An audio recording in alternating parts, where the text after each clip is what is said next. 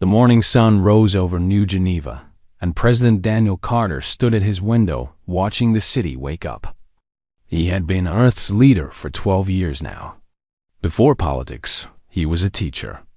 He still remembered the faces of his students, their questions, their hope for the future. That hope had carried him all the way to this office. Today was supposed to be a good day. The Veltri Dominion had finally agreed to peace talks. For 200 years, humanity had been part of the Galactic Concord, a union of alien species that traded and cooperated across the stars. Humans were known as diplomats and merchants. They built bridges between species that had fought for centuries. They were respected, but never feared. The Veltri were different. They were warriors. Their empire stretched across 40 star systems, and they had conquered a dozen species before humanity ever left Earth. They looked down on humans as soft creatures from a small blue world. But even they had agreed to talk. Ambassador Kevin Brooks arrived at the presidential palace with the Veltri delegation just after noon. Kevin was a tall man with gray hair and tired eyes. He had spent 30 years talking to aliens, learning their languages, understanding their cultures. He believed that any problem could be solved with words. The Veltri High Marshal, a creature named Kethur, walked into the meeting room like he owned it. He stood 8 feet tall, covered in dark scales, with 4 arms and eyes that glowed faint yellow. His soldiers followed behind him, each one carrying weapons that could level a building. President Carter smiled and extended his hand. "High Marshal, thank you for coming. I believe today we can find a path toward peace." Kethur looked at the human hand like it was something dirty. He did not shake it. "Peace," he said, his voice deep and cold. "You speak of peace as if you have any choice in the matter." Kevin felt something wrong. He had negotiated with the Veltri before. They were arrogant, but they followed protocol. This was different. Kethur was not here to talk. "High Marshal," Kevin said carefully, "perhaps we should sit down and discuss the terms." Kethur laughed. It was an ugly sound. "There are no terms, human. There is only submission." He raised one of his 4 arms. In his hand was a weapon that looked like a blade made of light. President Carter did not run. He did not beg. He simply looked at Kethur with sad eyes. "If you do this," he said quietly, "you will regret it.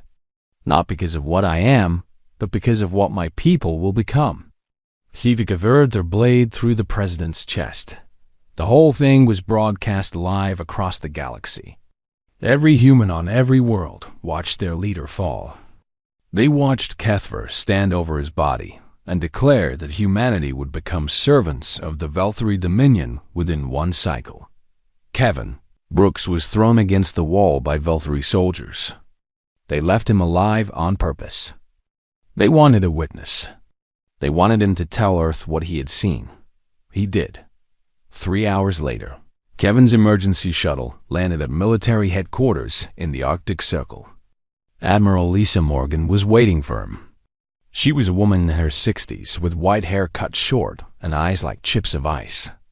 She had spent 40 years building something in secret, something no alien species knew about. "Tell me everything," she said. Kevin told her. His voice broke when he described the president's last words. When he finished, Lisa Morgan said nothing for a long moment. "He was a good man," she finally said. "He believed in peace. I believed in being ready for when peace fails." She walked to a control panel and entered a code that only 3 people in the universe knew. Screens lit up across the room, showing star maps, fleet positions, and weapon systems. "What is this? What is this?" Kevin whispered. "This is Protocol Tempest," Lisa said. "For 200 years, we showed the galaxy our merchants and our diplomats. We let them think we were soft. We let them think we were weak." She turned to face him. "We are not weak, Ambassador. We simply chose not to show our strength." "How many ships?" Kevin asked. Enough. Within 6 hours, every human ship in known space vanished. Communication channels went silent. Human colonies stopped responding to messages. The human embassy on the Galactic Concord station was empty. The galaxy watched and waited. The Velthari celebrated. Kethur told his people that humanity had fled in fear. He said they would hunt the humans down and make them slaves. His soldiers cheered. On the Galactic Concord station, other species were not so sure. The Rethani ambassador, a small creature with 6 eyes and a long memory, called an emergency meeting. "Something is wrong," she said. "Humans do not run. They never run. In all my years of dealing with them, I have never seen a human retreat from anything." The Korvax representative, a being made mostly of living metal, disagreed. "They are soft creatures." Their leader spoke of peace until the moment he died. They did not have the stomach for war. "You did not see his eyes," the Rethani said quietly. "The president knew what would happen if he died. He warned the Velthari. He told them they would regret it." Empty words from a dying man. Perhaps. The Rethani looked at the empty chairs where the human delegates used to sit. Or perhaps we are about to learn something about humanity that we never wanted to know. In the darkness of uncharted space, far from any known trade route or alien sensor, 2,000 human warships waited in perfect silence.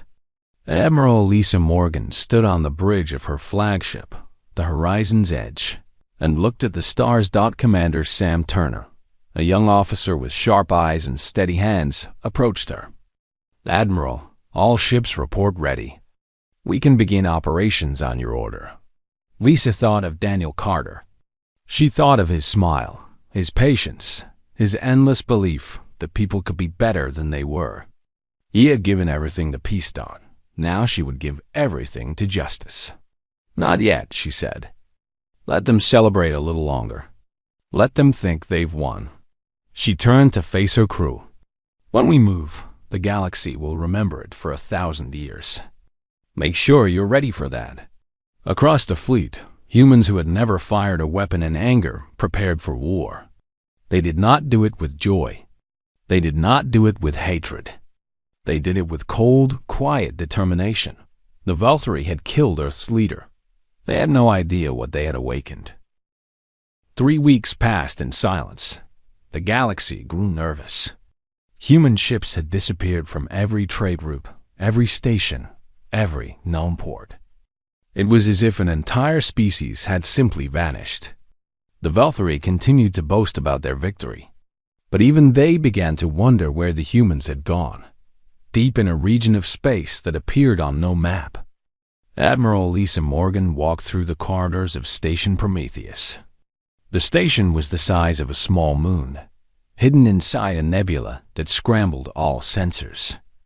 It had taken humanity 80 years to build it in secret. Captain Megan Price met her at the Intelligence Center. Megan was a small woman with dark hair and eyes that missed nothing. She had spent 20 years studying every alien species in the galaxy, learning their strengths and weaknesses.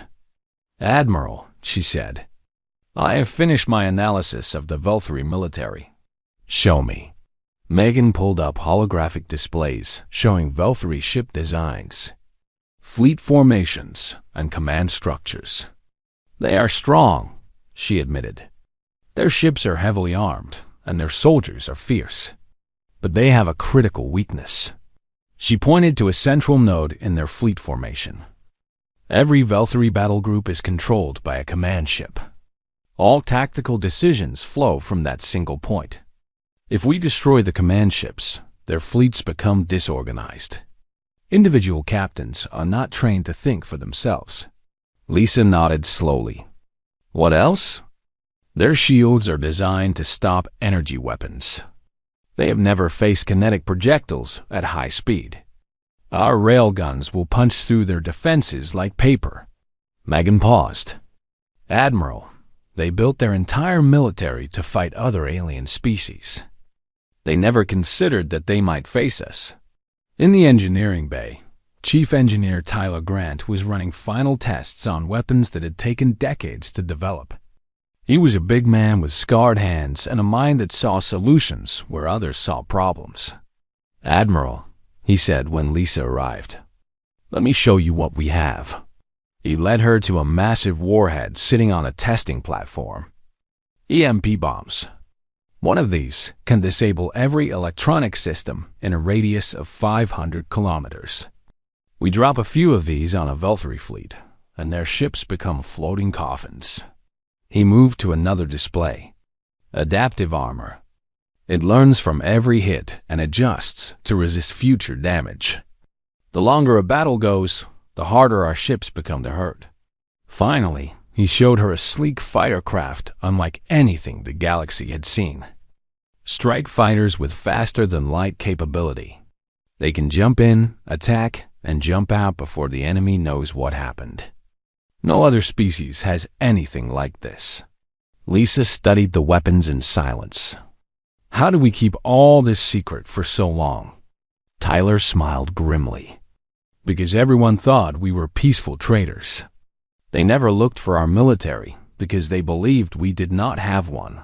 Across human space, civilians were being quietly moved to protected zones. On colony worlds, families packed what they could carry and boarded transport ships. They did not panic. They did not complain. They understood what was coming, and they trusted their leaders to protect them. Sergeant Ben Collins stood in a training facility, watching his soldiers prepare for ground combat. He was a veteran of 30 years, with a face like weathered stone and hands that had seen too much death. He did not want this war, but he would fight it anyway. "Listen up," he told his troops. "We are not going to burn cities. We are not going to slaughter civilians. We are going to capture the Veltri leadership and bring them to justice. Anyone who cannot follow those rules should leave now." No one left. "Good," Ben said. "Remember, we are not them. We fight because we have to, not because we enjoy it. When this is over, I want us to be able to look at ourselves in the mirror." On the Galactic Concord station, Ambassador Kevin Brooks received a message from Admiral Morgan. It contained just 3 words: "Tell them nothing."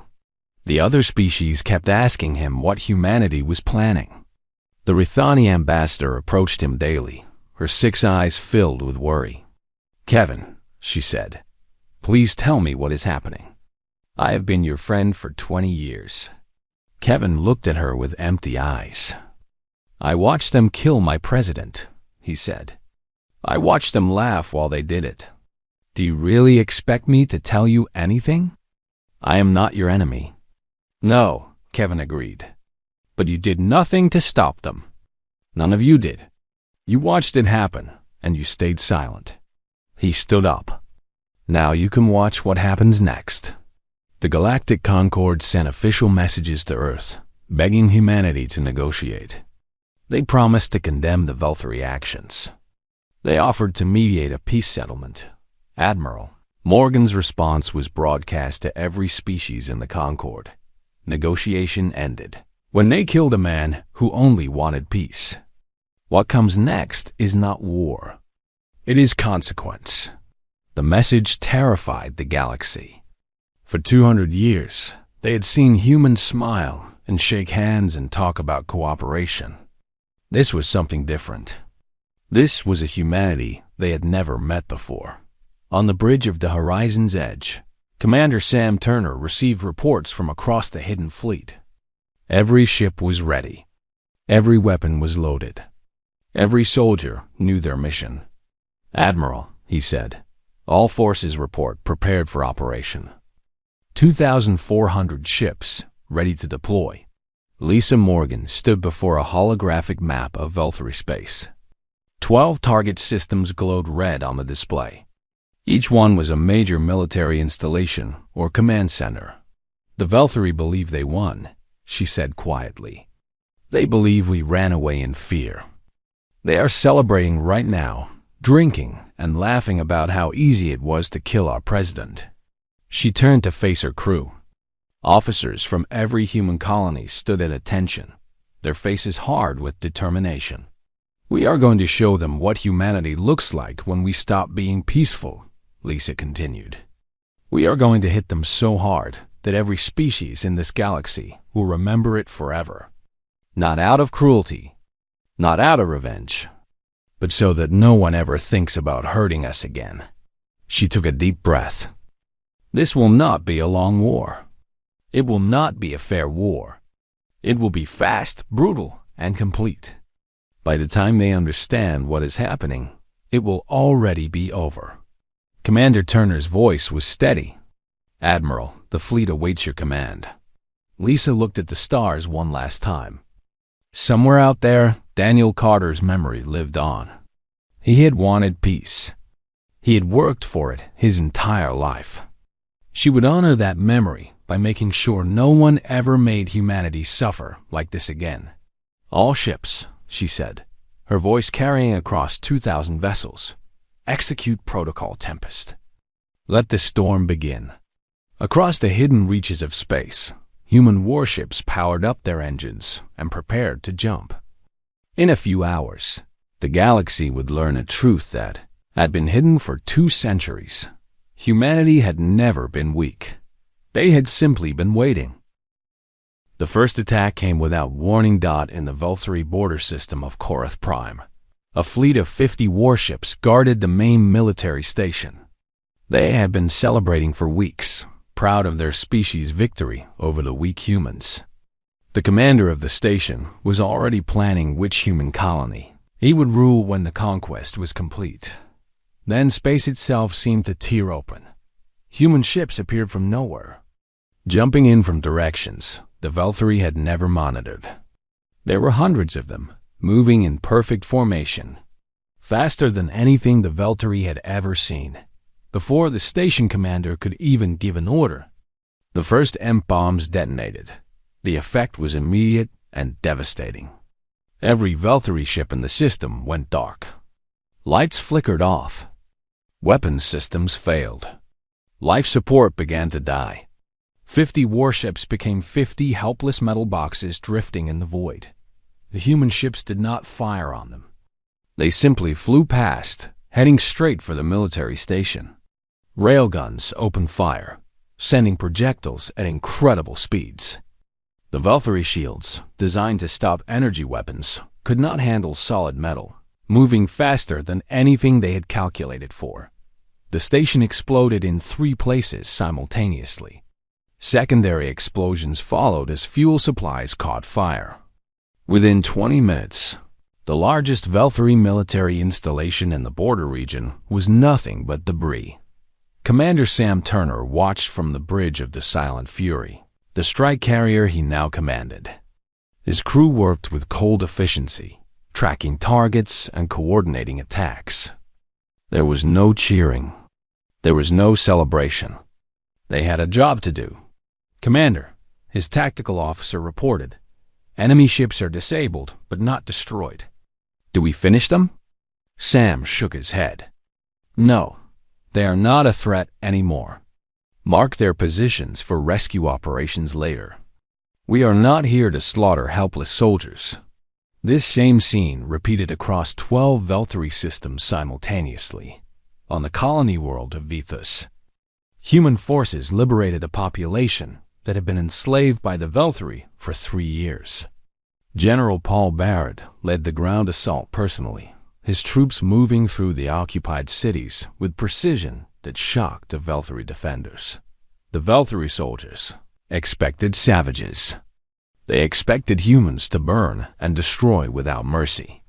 Instead, they found an enemy that fought with discipline and purpose, that accepted surrenders and protected civilians, that seemed more interested in justice than revenge. General Barrett stood in the main square of the capital city as human troops secured the area.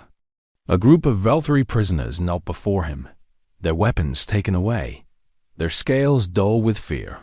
"What will you do with us?" one of them asked. Paul looked down at the alien soldier. "You will be held as prisoners of war. You will be fed. You will be given medical care. When this war ends, you will be returned to your families. The Valkyrie soldiers stared at him in disbelief. "We occupied your colony. We enslaved your people. Why would you show us mercy?" "Because that is who we are," Paul said simply. "We are not fighting this war because we enjoy killing. We are fighting because your leaders made it necessary. When it is over, we want to be able to live with ourselves." In the Rethak system, Lieutenant Katie Walsh led a squadron of strike fighters against a Valkyrie carrier group. She was 28 years old with red hair and a reputation for flying like she had nothing to lose. Her fighters jumped in, attacked, and jumped out before the Valkyrie could respond. They targeted engines and weapon systems, crippling the enemy ships without destroying them completely. It was surgical. It was precise. It was terrifying. The Valkyrie admiral in command of the carrier group sent a desperate message to the homeworld. They are everywhere. They are too fast. We cannot track them. We cannot stop them. On the Galactic Concord station, the other species watched in stunned silence as reports came in from across Valkyrie space. The humans were not fighting a war. They were conducting a dismantling. Every military target was hit simultaneously. Every fleet was disabled. Every command structure was destroyed. The Rithani ambassador sat in her quarters, her 6 eyes fixed on the news feeds. She had known humans for decades. She thought she understood them. Now she realized she had never understood them at all. "They hid this from everyone," she whispered. "For 200 years, they smiled and traded and talked about peace. And the whole time, they were building this." The Korvax representative, who had called humans soft and weak, said nothing.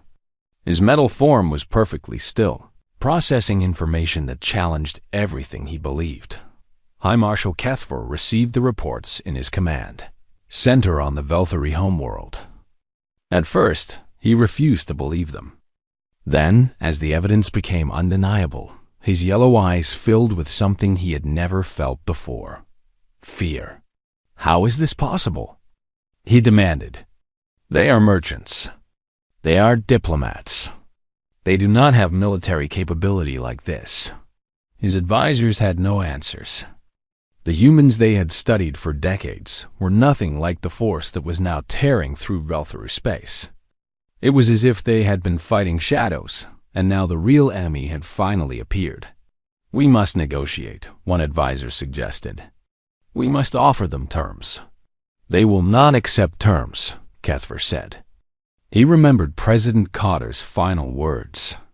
He remembered the warning the human had given him. "The man I killed told me this would happen. He said I would regret it." I did not believe him. What do we do? Kethur looked at the map of his crumbling empire. Human forces were moving toward the homeworld from multiple directions. His fleets were scattered and disabled. His command structure was in chaos. "We fight," he said. "We gather everything we have left and we defend our home. Perhaps they can be stopped." But even as he spoke the words, he knew they were empty. He had spent his entire life as a conqueror. He had never imagined what it would feel like to be conquered. Admiral Lisa Morgan received reports from across the combat zone. The first phase of Protocol Tempest was complete. Valkyrie military power had been broken in less than 72 hours. Casualties? She asked Commander Turner. "Light, Admiral. We lost 43 ships, mostly to accidents and system failures. Enemy casualties are estimated at 60,000, but most of those are disabled, not destroyed. We have been taking prisoners." Lisa nodded. "Good. I want those prisoners treated well. I want the galaxy to see the difference between us and them." She looked at the star map. Only one target remained: the Valkyrie homeworld. The place where President Keather had been murdered. The place where Kethur waited for judgment. "Set course for their homeworld," she ordered. "It is time to end this." The fleet began to move. 2,000 human warships, veterans of 3 days of perfect warfare, headed toward the final battle. Behind them, they left disabled enemy ships and liberated colonies. They left Valkyrie, soldiers who had expected to die, but instead found themselves prisoners of an enemy that refused to be cool. They left a galaxy that would never look at humanity the same way again. The storm was almost over, but the thunder was still coming. The Valkyrie homeworld was called Kethur. It was a massive planet with 3 moons, covered in fortress cities and military installations. For 1,000 years, no enemy had ever reached its orbit. The Valkyrie believed it was unbeatable. They were wrong. Admiral Lisa Morgan stood on the bridge of the horizon's edge as the human fleet emerged from hyperspace. 2,000 warships arranged themselves in perfect formation around the planet. From the surface, they must have looked like stars that had appeared from nowhere. "Admiral," Commander Turner reported, "the Valkyrie have assembled their remaining forces. Approximately 800 ships in defensive formation, plus orbital defense platforms and ground-based weapons." Lisa studied the enemy positions. The Valkyrie had concentrated everything they had left around their homeworld. It was their final stand. If they lost here, they lost everything. "They are desperate," she said quietly. "Desperate enemies are dangerous. We proceed with caution." The battle began with a wave of MP bombs. Human ships launched hundreds of them at the orbital defense platforms. The Valkyrie had prepared for this, shielding some of their systems, but they could not protect everything. Half of their platforms went dark in the first 5 minutes. Then the main fleet engaged. Valkyrie ships charged forward, their weapons blazing. They fought with the ferocity of soldiers defending their home. They knew they were outmatched, but they refused to surrender. Whatever else could be said about them, they were not cowards. Commander Turner led the strike carrier group against the Valkyrie command ships. The Silent Fury took multiple hits, its adaptive armor learning and adjusting with each impact. Around it, human fighters danced through the chaos, too fast and too small for the heavy Valkyrie weapons to track. "Target the command ship engines," Turner ordered. "I want them disabled, not destroyed." His tactical officer looked at him with surprise. "Sir, they are shooting at us." "Why are we holding back?" "Because Admiral Morgan wants Kethur alive," Turner said. "Because we want the galaxy to see us bring him to justice, not execute him in battle. We are better than that." The battle raged for 6 hours. The Valkyrie fought hard, but they could not overcome the technological advantages the humans possessed. One by one, their ships were disabled or destroyed. Their orbital platforms fell silent. Their defensive formations collapsed by evening, Kethur Standard Time. The space around the homeworld belonged to humanity. On the surface, Sergeant Ben Collins led his ground assault team through the capital city. Drop pods had delivered them into the heart of enemy territory, and now they moved through streets that had never known the footsteps of invaders. The civilian population watched from windows and doorways. They expected slaughter. They expected the humans to burn their homes and kill their families. Instead, the human soldiers moved past them without a second glance, focused entirely on military targets. A young Valkyrie female stepped into the street in front of Collins, blocking his path. She held a small child in her arms. "Please," she said in broken human language, "please do not hurt us." Collins lowered his weapon. "We are not here for you," he said gently. "We are here for Kethur. Stay inside and you will be safe." The female stared at him with wide yellow eyes. "But we are your enemies." "No," Collins said. "Your leaders are our enemies. You are just people trying to survive. We understand the difference." He moved on, leaving the confused civilian behind. His team pushed deeper into the city, toward the central command bunker where Kethur was hiding. The bunker was heavily defended. Valkyrie elite soldiers guarded every entrance, ready to die for their High Marshal. Collins and his team fought their way through room by room, taking casualties but never losing focus. Finally, they reached the main chamber. Kethur stood in the center of the room, surrounded by a handful of his most loyal guards. He held a blade in 2 of his 4 hands. His yellow eyes burned with defiance. "So," he said, "the soft humans have come at last. Do you think I will surrender? Do you think I will beg for mercy like a coward?" Collins raised his weapon. "High Marshal Kethur, you are under arrest for crimes against humanity. You will be taken to Earth to stand trial. Drop your weapons and surrender." Kethur laughed. "Arrest? Trial? I killed your president on live broadcast. I told the entire galaxy that your species would become slaves. And you want to arrest me?" "Yes. Why?" Kethur demanded. "Why not just kill me? You have won. You have destroyed my empire. Take your revenge." "It is what I would do." Collins shook his head slowly. "That is the difference between us," he said. "We did not come here for revenge. We came for justice. There is a difference, even if you cannot understand it." Kethur stared at the human soldier. For the first time, something like understanding crossed his alien features. He had spent his entire life believing that strength meant destruction, that power meant cruelty. These humans were stronger than he had ever imagined, and yet they refused to be cruel. It terrified him more than death would have. He dropped his blade. His guards followed suit. "I surrender," Kethur said. The words tasted like ash in his mouth. Collins moved forward and secured the prisoner. "High Marshal Kethur, you will be transported to a holding facility and given legal representation. You will face a fair trial. Whatever you have done, you will be treated with dignity." "Why?" Kethur whispered. "I do not understand. Why show mercy to one who showed you none?" Collins looked at him with cold eyes. "Because President Carter would have wanted it this way. Because the man you killed believed in justice, not revenge. We honor his memory by being better than you."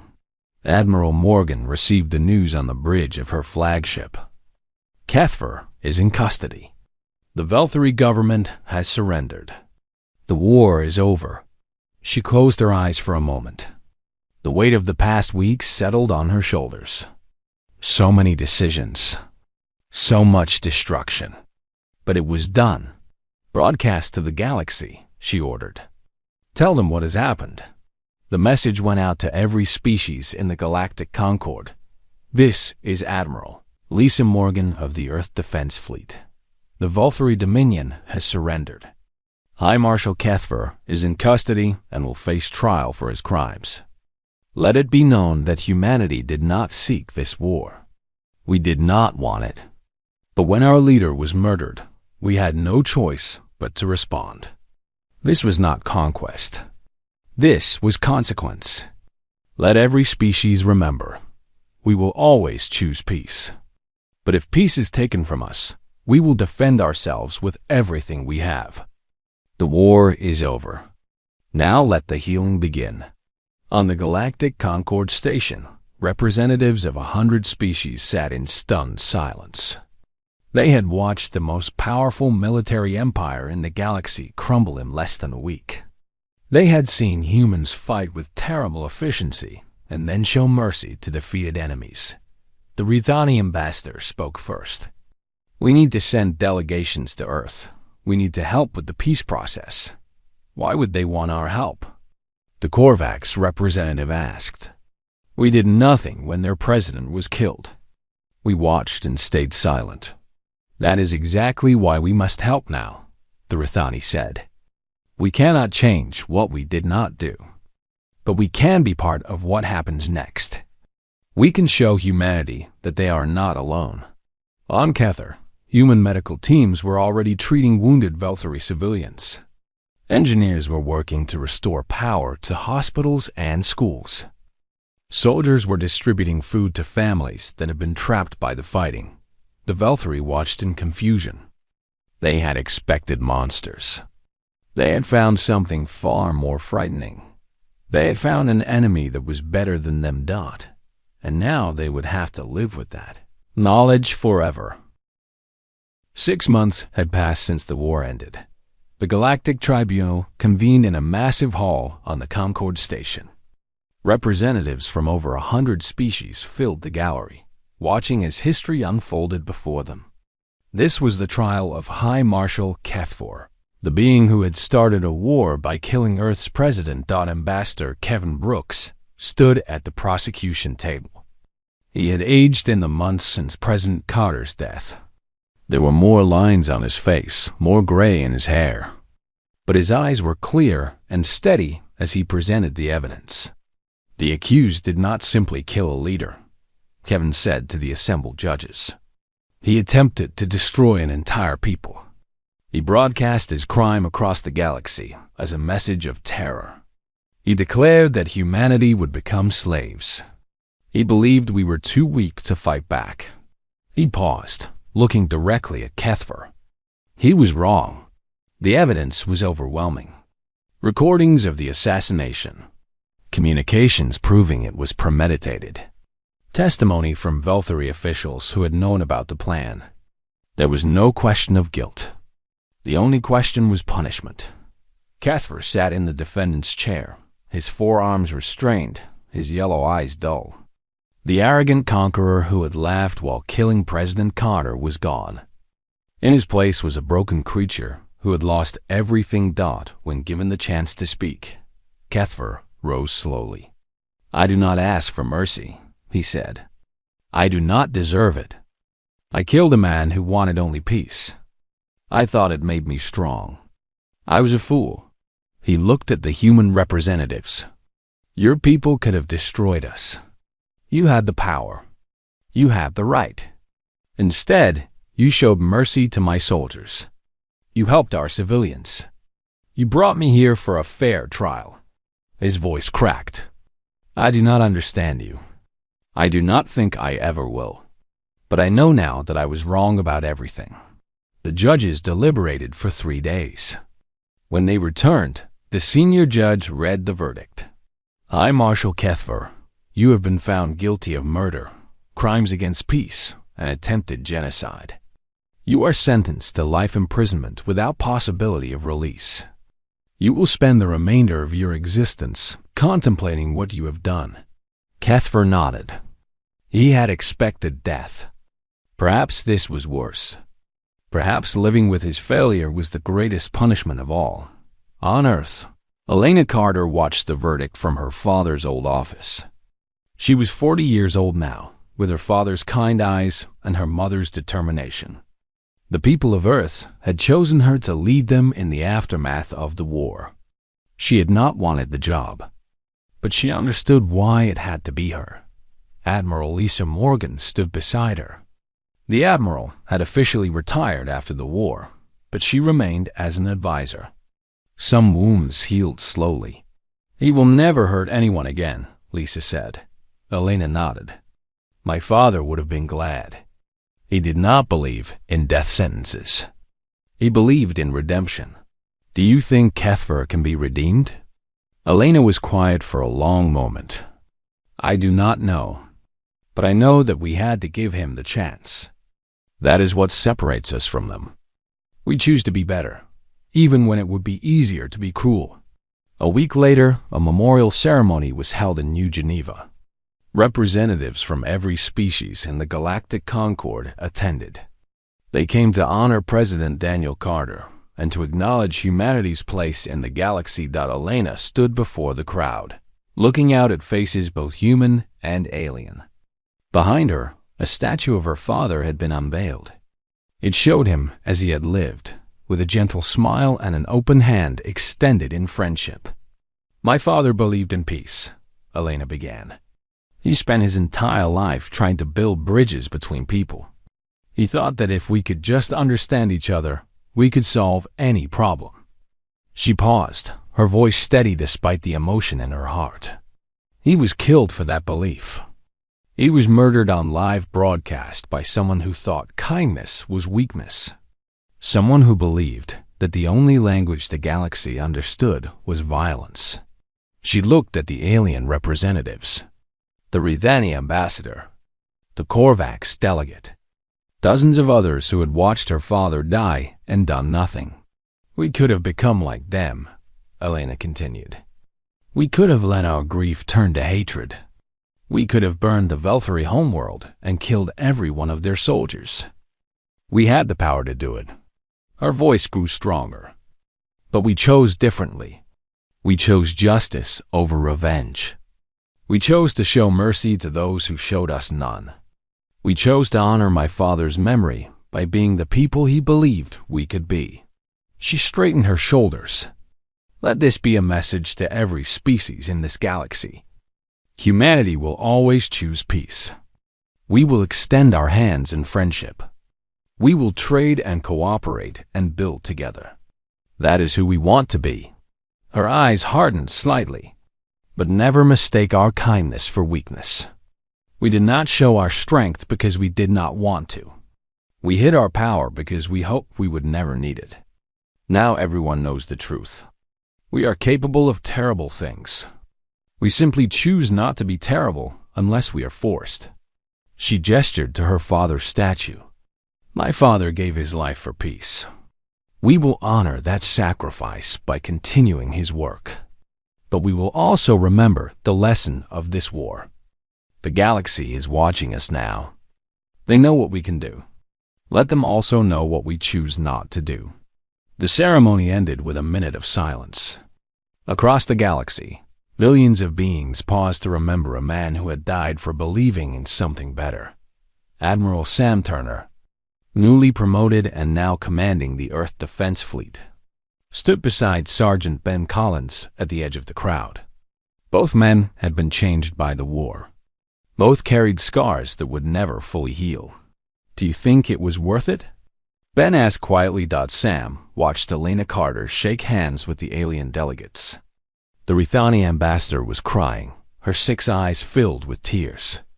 The Korvax representative had brought a gift, a crystal that contained the memories of every Korvax who had ever met a human. I think we did what we had to do, Sam said. I think we showed the galaxy who we really are.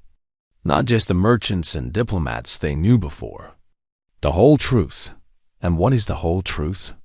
Sam smiled sadly.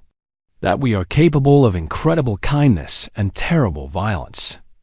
That we would rather help than hurt. But that if you force us to fight, we will not stop until we win. He paused. The galaxy will never forget what we did. They will never again think of us as weak. Is that a good thing?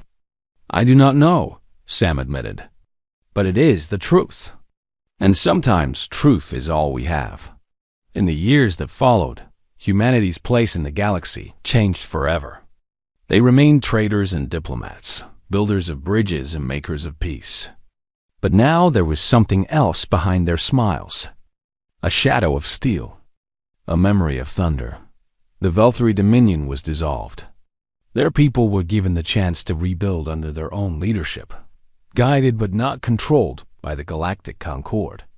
Some of them hated humanity for what had happened. Others, surprisingly, came to respect them. A few even called them friends. Admiral Lisa Morgan lived quietly on a small farm in what used to be called Montana. She never spoke publicly about the war. She never wrote memoirs or gave interviews.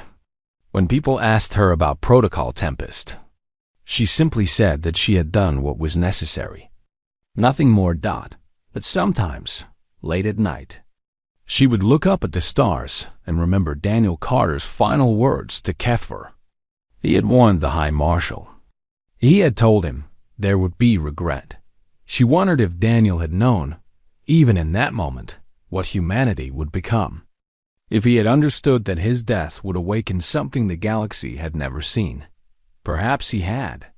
Perhaps that was why he had faced his killer without fear. The stars looked peaceful now. Trade ships moved between worlds. Diplomatic missions carried messages of cooperation. The galaxy had returned to normal, but everyone remembered the storm. Everyone remembered what happened when humanity was pushed too far, and everyone knew, deep in their hearts, that if it ever happened again, the Tempest would return. This time, the stars would remember forever.